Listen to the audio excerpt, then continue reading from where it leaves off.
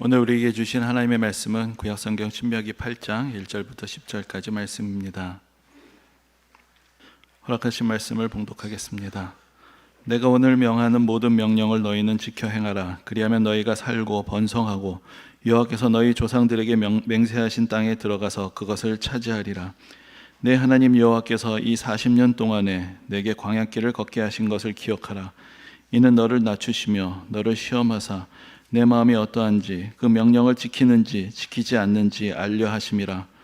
너를 낮추시며 너를 줄이게 하시며 또 너도 알지 못하며 내 조상들도 알지 못하던 만나를 내게 먹이신 것은 사람이 떡으로만 사는 것이 아니요 여호와 입에서 나오는 모든 말씀으로 사는 줄을 내가 알게 하려 하심이니라. 이 40년 동안에 내 의복이 헤어지지 아니하였고 내 발이 부르트지 아니하였느니라. 너는 사람이 그 아들을 징계한 같이 내 하나님 여호와께서 너를 징계하시는 줄 마음에 생각하고 내 하나님 여호와의 명령을 지켜 그 길을 따라가며 그를 경외할지니라. 내 하나님 여호와께서 너를 아름다운 땅에 이르게 하시나니 그것은 골짜기든지 산지든지 시내와 분천과 샘이 흐르고 밀과 보리의 소산지요 포도와 무화과와 석류와 감람나무와 꿀의 소산지라. 내가 먹을 것에 모자람이 없고 내게 아무 부족함이 없는 땅이며 그 땅의 돌은 철이요 산에서는 동을 캘 것이라. 내가 먹어서 배부르고 내 하나님 여호와께서 옥토를 내게 주셨으므로 말미암아 그를 찬송하리라. 아멘.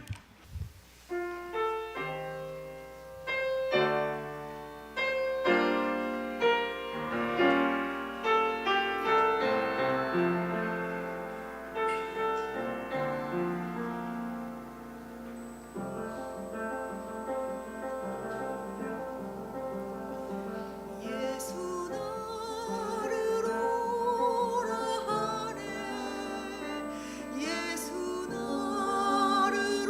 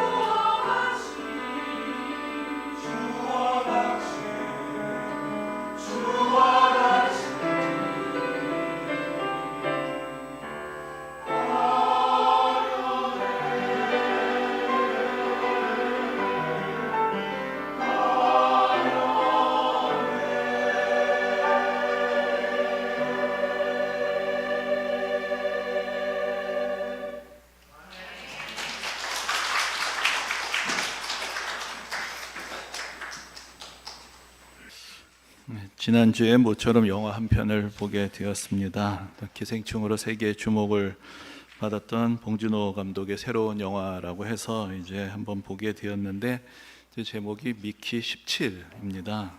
영화를 홍보하는 얘기는 아니고요.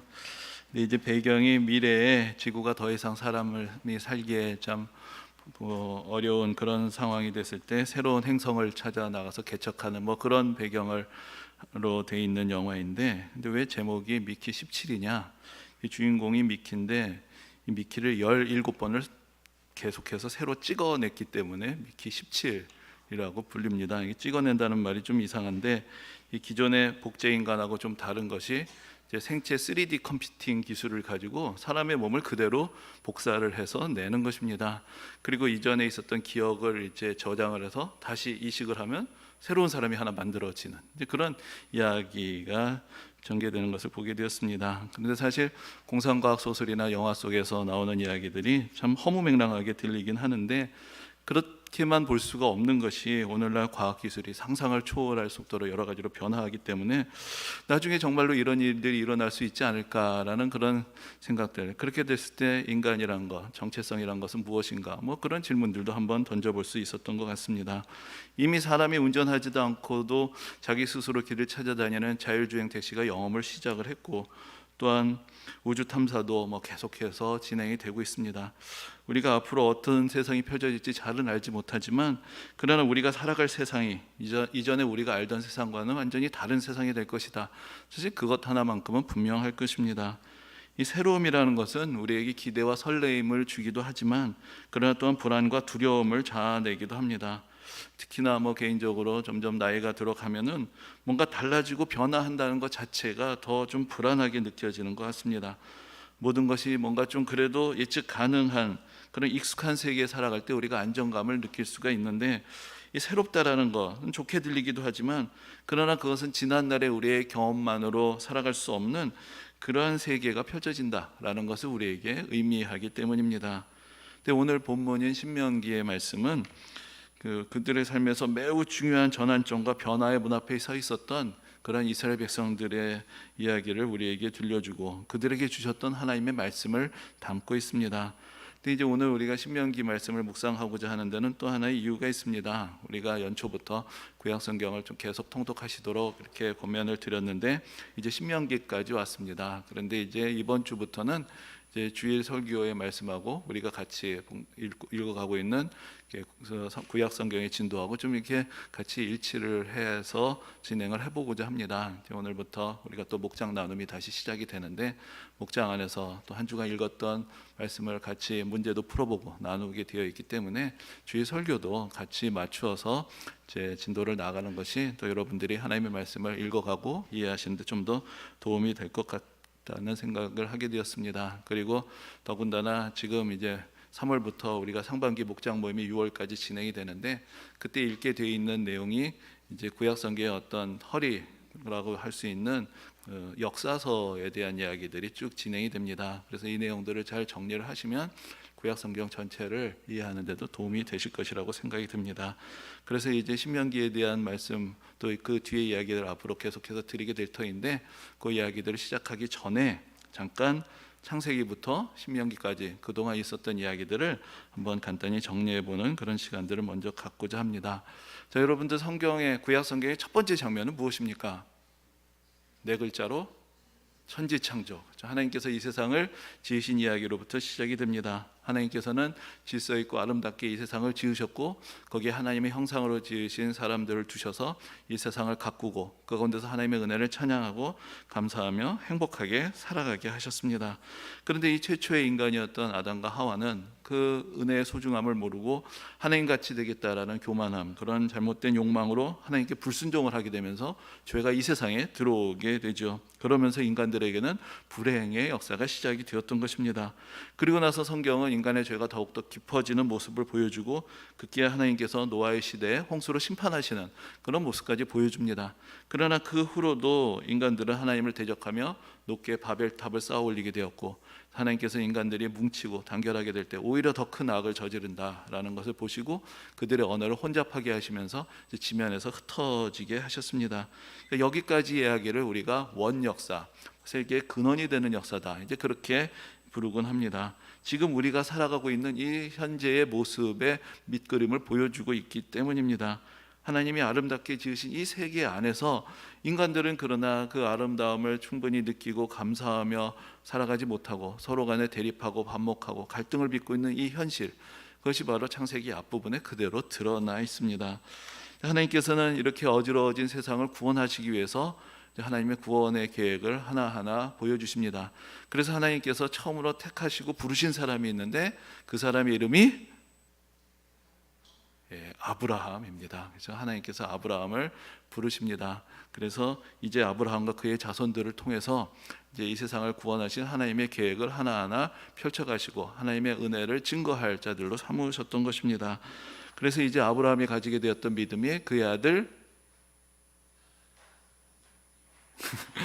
이삭에게로 이어지게 되고 또 이삭의 믿음이 그의 아들 야곱에게 이어지게 되죠. 그리고 야곱에게는 모두 12명, 점점 목소리가 커지고 있습니다. 이제 12명의 아들이 있었는데 그 중에 11번째 아들의 이름이 요셉이었죠. 근데 요셉이 형들의 시기를 받아서 애굽의 종으로 팔려갔다가 그러나 거기서 하나님의 놀라우신 은혜로 애굽의 총리가 되고 그래서 이 야곱의 모든 가족이 애굽 땅으로 내려가게 되는 것, 거기까지가 이제 창세기에 기록되어 있는 이야기입니다. 그런데 이제 애굽 땅에 내려간 이스라엘 백성들이 거기서 참으로 행복하게 살아가지 못했습니다. 그들의 번성함을 본 애굽 왕의 시기로 그들이 종이 되어서 노예가 되어서 또 많은 고통스러운 세월을 지내게 되는데 성경은 그게 430년이었다고 이야기를 합니다. 그리고 나서 하나님께서 누구를 보내셔서 모세를 보내셔서 10가지 재앙을 애굽에 내리시고 이제 그들을 건져내시는 것이죠. 그래서 그들을 이끄셔서 데리고 갔던 산이 신의 산이 되는데 거기서 이제 하나님께서 이 백성들이 너희는 나의 백성이고 나는 너의 하나님이다 라고 말씀하시면서 그들과 언약을 맺게 되십니다. 그리고 그 언약의 증거로 주신 것이 십계명 돌판이 되는 것이고 또한 그들에게 성막을 만들게 하시고 거기서 하나님을 경배하고 또 그들의 죄를 씻고 하나님의 거룩한 백성으로 살아가게 하셨던 것입니다.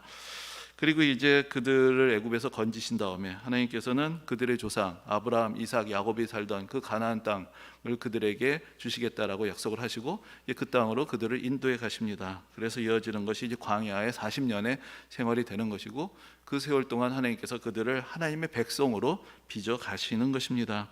그러니까 여기까지가 이제 신명기 앞에 쭉 전개되어 있는 이야기입니다. 그러니까 신명기는 이스라엘 백성들이 그 40년의 광야 생활을 마칠 때 그때의 모습을 보여주고 있습니다. 이제 광야의 여정은 거의 마쳤고 이제 그들은 이제 요단강 건너편에 있는 가나안 땅을 바라보게 됩니다. 이곳에서 이제 모세가 마지막으로 이스라엘 백성들에게 당부하고 전하는 그런 하나님의 말씀, 그것을 기록한 것이 신명기라는 책이 되는 것입니다.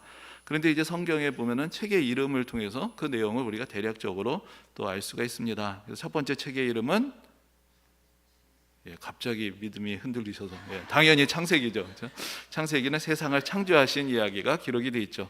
그 다음에 두 번째 책은 출애굽기, 애굽에서부터 탈출하는 과정이 나오게 됩니다. 그 다음 책이 레위기, 그렇죠? 레위기는 레위 지파라는 사람들이 이스라엘의 12지파 중에서도 하나님을 섬기는 일을 맡았기 때문에 그들의 이름을 통해서 이 책이 하나님을 섬기고 하나님의 거룩한 백성으로 살아가는 길을 보여주는 책이다. 그것을 우리가 짐작하게 합니다. 그 다음에 나오는 책이 민수기죠. 민수기는 백성들의 숫자를 계수한다라는 뜻인데 계수하는 장면이 2번 나옵니다. 왜 2번이 나올까요?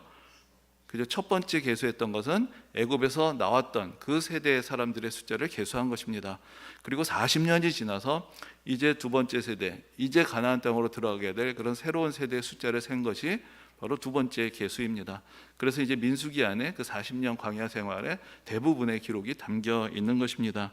그러면 신명기가 그 다음에 오는데 신명기라는 책의 뜻은 무엇일까요? 이 신이라는 것은 우리가 원숭이 신자다 뭐 그렇게도 부르는데 신신당부한다 할 때 신자입니다. 거듭한다, 반복한다 라는 뜻이 있는 것이죠. 그래서 거듭해서 반복해서 두 번째로 주신 말씀이다 라는 그런 뜻을 담게 됩니다. 그래서 여기에서 말씀하는 것은 이전에 40년 전에 시내산에서 이스라엘 백성들에게 주셨던 그 언약의 말씀을 갱신하는 것입니다. 그래서 이제 40년의 광야 생활을 끝내고 이제 가나안 땅으로 들어가게 될 새 세대의 새로운 백성들이 바로 그들이 하나님의 백성임의 어떤 정체성을 가지고 하나님의 약속을 믿고 의지하며 이제 새로운 도전을 할 수 있도록 또 그들을 교훈하고 격려하는 그런 내용이 담겨 있는 것입니다. 그래서 이제 신명기라는 책을 보면 크게 두 가지 내용으로 되어 있습니다. 앞부분에서는 그동안의 광야 생활을 회고하는 그런 이야기가 담겨 있습니다. 그동안 하나님께서 어떻게 이스라엘 백성들을 인도하셨는가, 그 걸음걸음을 기억하고 감사하게 하는 것입니다. 그리고 뒷부분으로 가면 이제 장차 가나안 땅에 들어가서 어떻게 살아야 하는가, 거기에 대한 말씀을 가르쳐 주시면서 이제 그들을 준비시키는 그런 내용이 들어 있습니다. 근데 오늘 본문인 8장은 이 두 가지 내용을 잘 요약해서 보여주는 그런 말씀입니다. 1절에서 큰 전제로 이렇게 말씀하고 있습니다. 내가 오늘 명하는 모든 명령을 너희는 지켜 행하라. 그리하면 너희가 살고 번성하고 여호와께서 너희 조상들에게 맹세하신 땅에 들어가서 그것을 차지하리라. 하나님께서 이미 주셨던 그 율법을 잘 지키고 하나님의 백성답게 살아가게 될 때 그들에게 약속하신 땅을 차지하게 하실 것이다 라고 말씀하십니다. 그리고 나서 이제 광야 생활을 회고하는 그런 내용들이 이어지게 됩니다. 2절에서 이렇게 말씀합니다. 내 하나님 여호와께서 이 40년 동안에 내게 광야길을 걷게 하신 것을 기억하라. 이는 너를 낮추시며 너를 시험하사 내 마음이 어떠한지 그 명령을 지키는지 지키지 않는지 알려 하심이라. 광야 생활이 늘 평탄했던 것은 아닌데 그때 겪었던 모든 일들이 다 하나님께서 그들의 믿음을 시험하시고 연단하시는 그런 과정이었다는 것을 보여주고 있습니다. 그리고 나서 이어지는 3절과 4절의 말씀을 보면 그 가운데서 하나님의 은혜의 손길이 그치지 않았음을 알려줍니다. 만나를 내리셔서 그들로 하여금 먹게 하심으로 그들이 하나님을 의지해서 산다는 것을 보여주시고, 또 이 40년의 세월 동안 그들의 옷이 헤어지지 않고 그들의 발이 부르트지 않고 하나님께서 그들을 보호하시고 지키셨다는 것을 깨우쳐 줍니다. 그래서 이들이 애굽에서 종되었던 그 모든 습성들을 버리고 이제 하나님을 경외하고 하나님의 은혜 가운데서 하나님의 백성으로서 참 자유를 누리며 살아갈 수 있도록 그들을 훈련시키시고 준비시키시는 과정이었다, 그것을 말씀하고 있습니다. 그리고 그 40년의 세월이 이제 다 지나갔습니다. 이제 그들 앞에는 가나안 땅이 놓여 있습니다. 그래서 7절에서는 이렇게 말씀하십니다. 내 하나님 여호와께서 너를 아름다운 땅에 이르게 하시나니, 이제 광야를 지나서 이제 아름다운 땅에 이르게 하신다는 것입니다. 그리고 이제 그 땅에서 하나님의 말씀에 순종하며 살아가게 될 때 하나님께서 그들을 풍요롭게 하시고 그들이 하나님을 찬양하며 행복하게 살아갈 그 모습을 미리 보여주십니다. 이 광야 생활이라는 것은 그러므로 하나님의 백성의 탄생의 과정을 우리에게 보여주고 있는 것입니다. 처음에 하나님께서 부르실 때는 한 사람이었습니다. 그가 이제 가정을 이룹니다. 그의 가족이 불어납니다. 그러다가 애굽의 고난의 세월이었지만 그러나 그 과정에서 이스라엘 12지파라는 하나의 민족이 태어나게 되는 것입니다. 그리고 이제 이 민족을 통해서 하나님의 은혜의 역사들이 이 세상 가운데 계시가 되게 되고 하나님의 구원이 온 세상에 전파되는 그런 그릇으로 또 그들이 쓰임을 받게 될 것입니다. 이들은 애굽에서 종되었던 데에서 건짐을 받았고 또 광야에서 연단을 받았습니다. 그리고 이제 그들은 새로운 전환의 시대 앞에 놓여 있습니다. 그들 앞에 기다리고 있는 삶이란 것은 예전에 애굽에서 그들이 종으로서 살아가던 삶과도 전혀 다른 것이고 또 광야를 방황하면서 살아가던 그 시대의 삶과도 전혀 다른 것입니다. 그때의 기억, 그때의 경험, 그때 살아왔던 삶의 방식, 이것들이 이제 다 내려놔야 하는 시대가 된 것입니다. 이제 그들은 하나님께서 주신 땅에서 하나님의 은혜 가운데서 자유롭게 또 책임을 가지고 그 땅을 정복하고 경작하면서 새로운 삶을 시작하게 되는 것입니다. 오늘의 말씀을 보면서 또 지금 우리 시대에 맞이하고 있는 상황들을 떠올려 보게 됩니다. 조금은 과장된 것인지는 모르겠지만 저는 개인적으로 올해와 내년이 어쩌면 여러 가지 차원에서 우리가 이전에 익숙했던 그런 패러다임이 전환이 되는 그런 새로운 전환과 도전의 시기가 되지 않겠는가라는 생각을 해보곤 합니다. 제가 여러분들 전에도 말씀을 드렸는데 그래도 한때는 내가 한번 외교관이 되어 봐야 되겠다. 그래서 고시를 보던 때가 있었습니다. 시험이 2번 치게 돼 있는데 한 번은 붙었는데 한 번은 똑 떨어져서, 아니면 여기 없었겠죠. 그런데 하나님의 은혜로 똑 떨어뜨리셔서 이제 지금 또 다른 길을 가게 되었는데, 그때 그래도 국제 질서에 대해서 뭐 여러 가지 시험 문제도 풀고 공부를 했습니다. 그것이 벌써 30년도 더 된 이야기인데 그래도 그 이후에 벌어지는 일들을 보면 그래도 그때 쌓았던 지식들이 그래도 상당히 유용하다라는 생각을 할 때가 있었습니다. 그런데 최근에는 이제는 그걸로는 더 이상 이해가 되지 않는구나, 그런 생각들을 자주 하게 됩니다. 2차 세계대전이 끝나고 재편되었던 어떤 큰 국제 질서의 틀들이 이제 근본적으로 변화하는 이제 그런 때를 맞이하고 있고, 누가 아군인지 누가 적군인지 조차도 이제는 불분명한 그런 시대 속에서 우리가 지금 걸어가게 되고 있는 것입니다. 우리나라도 그동안 1987년 그래서 그 민주화 항쟁을 통해서 세워졌던 이전의 권위주의 세대를 벗어나고 이제 정말 민주적인 새로운 정치 제도를 만든다라고 생각하면서 등장했던 것이 87 체제 또는 6공화국이라고 말하는 5년제 대통령 단임제를 중심으로 해서 이제 새로운 어떤 나라의 틀을 세워 놓았던 것입니다. 그것이 그동안 하나의 근간이 되고 모든 사람들이 하는 합의가 되어서 이루어져 왔는데, 이제 또 우리나라에서 겪게 되는 여러 가지 혼란들이 과연 그동안 만들어 놨던 그 틀로 이 국민들의 의견들을 모으고 과연 혼란을 해결할 수 있는 것인가, 이제 거기에 대해서 또 많은 사람들이 또 그 문제를 제기하는 그런 시대를 맞이하고 있는 것을 볼 수 있습니다. 그리고 앞에서 사람의 몸을 아예 그 프린팅 하듯이 찍어나가는 그런 어떤 상상을 담은 영화에 대한 말씀을 드렸는데, 사실 기술의 변화는 놀랍게 여러 곳에서 벌어지고 있습니다. 작년 말에 그 유명한 구글사에서 윌로우라는 이름을 붙인 양자 컴퓨터를 개발을 했다라고 하면서 이렇게 발표를 했습니다. 기존의 컴퓨터로 해결을 하려면은 10셉틸리언 해가 걸리는 문제를 5분 만에 풀었다. 자, 여러분 10셉틸리언이 10의 24승인데 이게 얼마냐? 이걸 우리에게 조금 익숙한 걸로 표현을 해버리면, 여러분 1년, 10년, 100년, 1000년, 그 다음에 뭐가 오죠? 만, 그 다음에 10만, 100만, 1000만, 그 다음에 억, 10억, 100억, 1000억, 조, 10조, 100조, 1000조, 경, 10경, 100경, 1000경, 해. 거기까지는 아시죠? 그 다음이 뭔지 아세요? 10해, 100해, 1000해 다음에 자가 있답니다. 그런데 10셉틸리언은 10자년을 말하는 것입니다. 이게 상상이 되십니까? 근데 그것을 사람이 계산한 것이 아니라 기존의 컴퓨터로 계산하는데 14년이 걸릴 문제를 새로 개발한 컴퓨터가 5분 안에 풀었다는 것입니다. 지금 세상이 어떻게 될 것인지 우리가 가늠도 할 수 없는 그런 세계로 우리는 지금 들어가고 있습니다. 지금 여러분들이 다 관심을 갖고 계시는 AI에, 이 양자 컴퓨팅에, 또 로봇 기술에, 또 새로운 생명공학의 기술들이 더해질 때 앞에서 무슨 국제 질서다, 정치 변화다, 이런 것들이 무삭해질 만한 그런 놀라운 이야기들이 우리 가운데 펼쳐질 수가 있습니다. 근데 이러한 전환의 시기가 전대미문의 위기를 초래할 것인지 아니면 새로운 번영과 발전의 시대가 될지 사실 우리가 인간들로서는 쉽게 예측할 수가 없습니다. 근데 이런 시대에 우리 교회는 이제 또 올해 49년, 내년에 이제 50년의 세월을 맞이하게 됩니다. 과거에 하나님께서 베푸셨던 그 50년의 발자취를 우리가 기억하고 간직할 때, 또 이제 또 100주년을 바라보면서 이 새로운 시대 가운데서 우리는 또 어떻게 교회를 체제를 새롭게 하고 새로운 변화를 어떻게 새롭게 맞서며 새로운 계획과 비전을 가져야 할 것인가 고민할 수밖에 없는 그런 시절을 맞이하고 있습니다. 이런 시기에 지금 요단강을 건너서 가나안 땅으로 들어가려고 하는 이 백성들의 모습을 보게 되는 것입니다. 그들은 지금 지나간 세월들을 반추합니다. 또 앞으로 다가올 도전 앞에 서 있습니다. 은혜와 감사도 있겠지만 그러나 또한 당연히 두려움과 불안도 가득할 것입니다. 이 시점에서 그들에게 하나님께서 요구하시는 것은 하나님을 더욱 신뢰하며 하나님의 말씀으로 그들이 무장하고 하나님의 백성으로서 새로워지는 것이었습니다. 이들은 지금 하나의 민족이며 또한 신앙의 공동체로서 하나님 앞에 서 있습니다. 한 세대에서 또 한 세대로의 전환이 이루어지고 그들의 믿음이 계승이 되며, 그러나 그들 모두가 하나님의 부르심을 받은 한 백성으로서 하나님의 백성으로 하나님 앞에 서 있는 것입니다. 그들 앞에 서 있는 땅을 하나님께서는 아름다운 땅이라고 말씀하십니다. 그러나 우리가 성경을 쭉 읽어가게 되면은 그들이 그 땅에서 들어가게 되면서부터 벌어진 일들이 그렇게 아름답지만은 않았습니다. 그래서 다른 말로 하자면 그들 앞에 펼쳐진 땅은 아름답게 될 수 있는 땅이었습니다.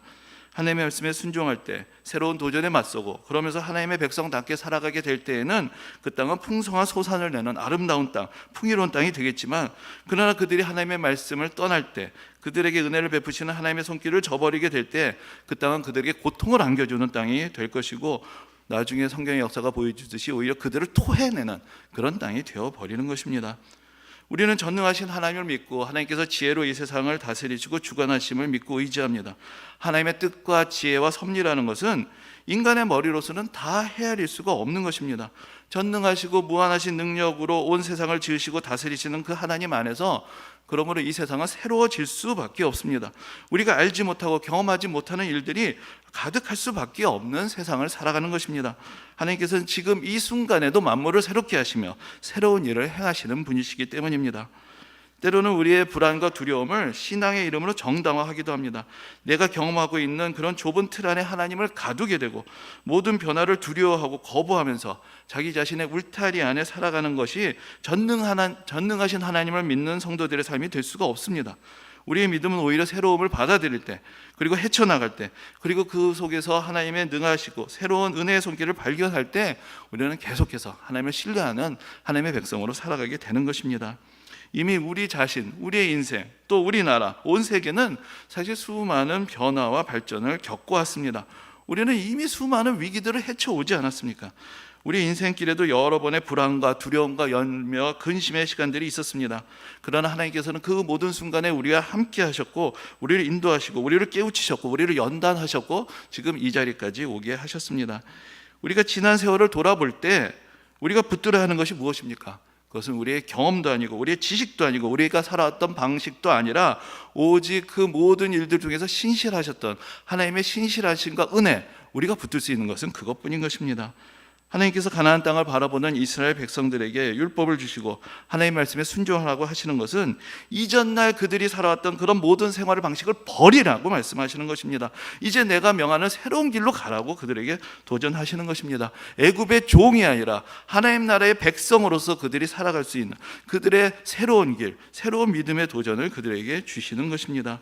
과거에 안주하지 않고 과거의 습성을 벗어버리고 이제 하나님께서 열어주시는 새로운 축복의 땅을 향하여 과감히 담대하게 도전하며 나아가라고 그들을 명하시는 것입니다.